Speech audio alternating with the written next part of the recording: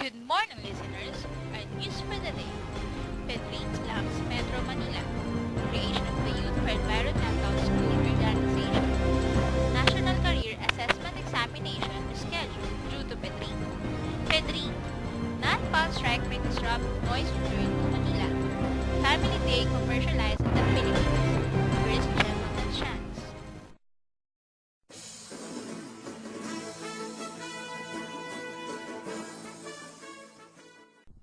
Good morning. It is 4 a.m.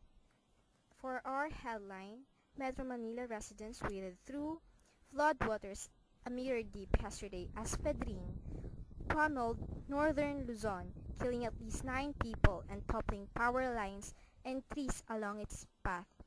Large swaths of Metro Manila were without electricity for several hours yesterday. Classes and work in government offices were suspended as well as trading in the stock market. Several flights were also cancelled. In Marikina, the rising river compelled the evacuation of residents in low-lying areas.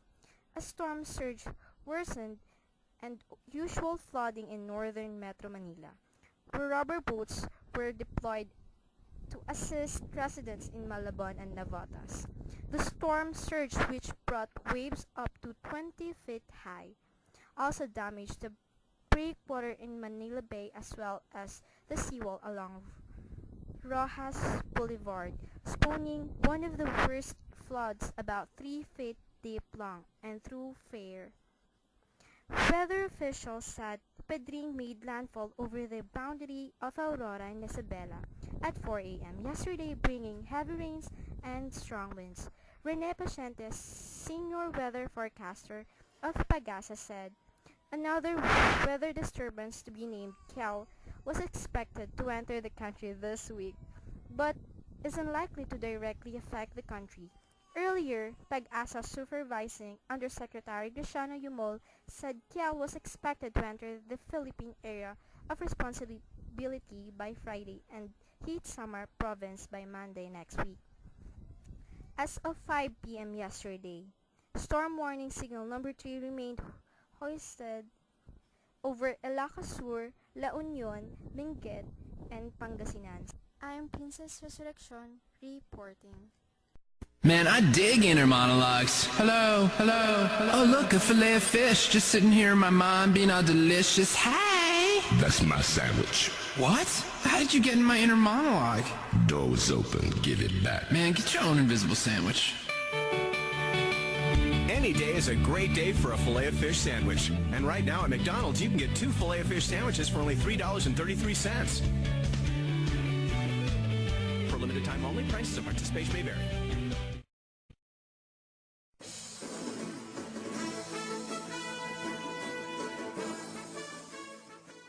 The time now is 4:15 a.m. For the eco-friendly news.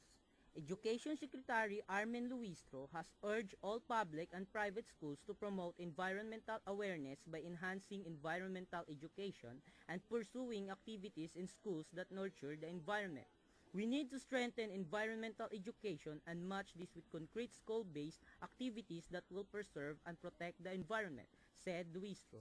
The move, announced through Department of Education Order No. 52, Series 2011, is pursuant to Republic Act No. 9512, entitled An Act to Promote Environmental Education and Other Purposes.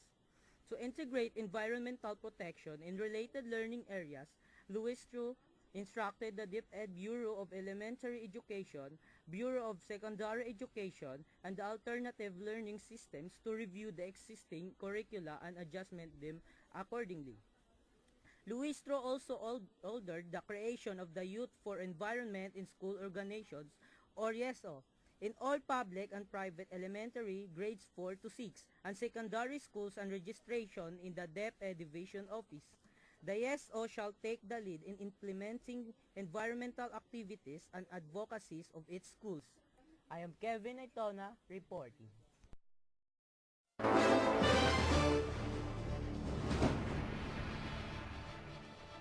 For the breaking news, aside from disrupting classes, Typhoon Pedring also caused the postponement of the National Career Assessment examination by the Department of Education.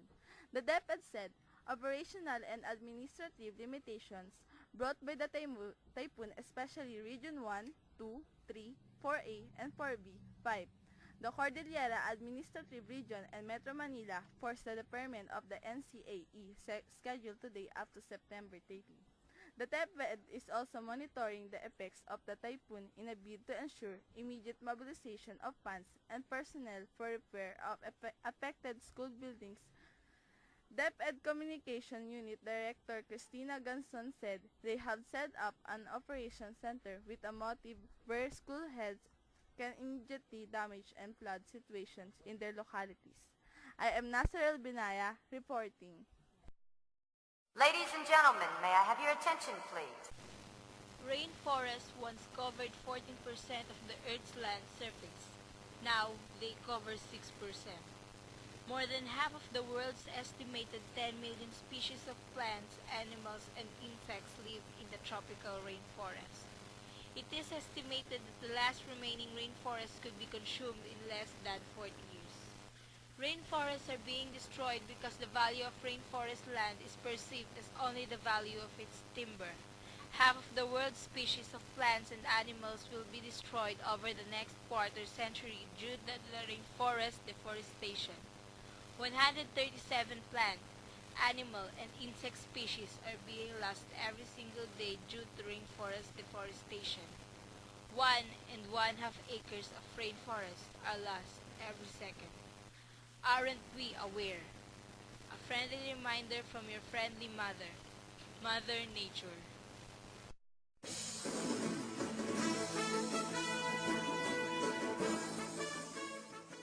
For the top news, in the Philippines, the Family Day is more commercialized campaign because it is being pushed heavily as a social responsibility of Mondanese Corporation, maker of the noodle brand Lucky Me, although it is supported by Department of Social Welfare and Development. In the United States, it is recognized as a national movement against drug addiction. According to the Casa Family Day, the Family Day was launched in 2001 by the National Center on Addiction and Substance Abuse at Columbia University. It is a national movement that informs parents that engagement during family dinner it is effective tool to help keep American kids substance-free. In the U.S., dinner makes a difference is the campaign slogan, while in the Philippines, it is kainang pamilyang mahalaga. The TV commercial of which television host, singer and actress, megastar Sharon Cuneta as its endorser. The campaign title, Family Day, was intentionally spelled incorrectly to highlight the occasion with style. I am Castañeda reporting. Man, I dig inner monologues. Hello, hello, hello. Oh, look, a fillet of fish just sitting here in my mind being all delicious. Hey! That's my sandwich. What? How did you get in my inner monologue? Door was open. Give it back. Man, get your own invisible sandwich. Any day is a great day for a filet of fish sandwich. And right now at McDonald's, you can get 2 filet of fish sandwiches for only $3.33. For limited time only, prices of participation may vary.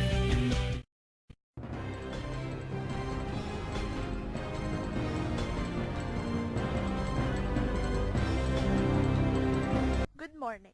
For today's local news, Pedring, not past strike, may disrupt noise return to Manila. Malacanang is determining if it would be safe for President Aquino to return to the country from Japan while Typhoon Pedring is still within the Philippine area of responsibility. Aquino left for Japan on September 25 for a 4-day official working visit and is scheduled to arrive home today. The occurrence of the typhoon coincided with the holding of work stoppage by employees of flag carrier Philippine Airlines, also known as PAL, but Malacanang said this would not have delayed Aquino's return. With respect to the striking PALEA, Philippine Airlines Employees Association, employees, whether it will affect the arrival of the President, definitely that will not happen. But again, we have the consideration of the storm. Presidential spokesman Edwin Reserda said yesterday in a press briefing. we will have to ask Philippine Atmospheric Geophysical Astronomical Services Administration Chief Secretary Graciano Yumol if this typhoon could affect the return of President Aquino, he added. When Aquino visited Indonesia in May, his return flight had to be delayed by 11 hours because of Typhoon Bebeng. The Sherda said that Aquino's arrival would not be disrupted by the employee strike because those who participated are ticket sellers. They are now having conciliation meeting between management and Palaya in the airport. Cherish and Cabungan reporting.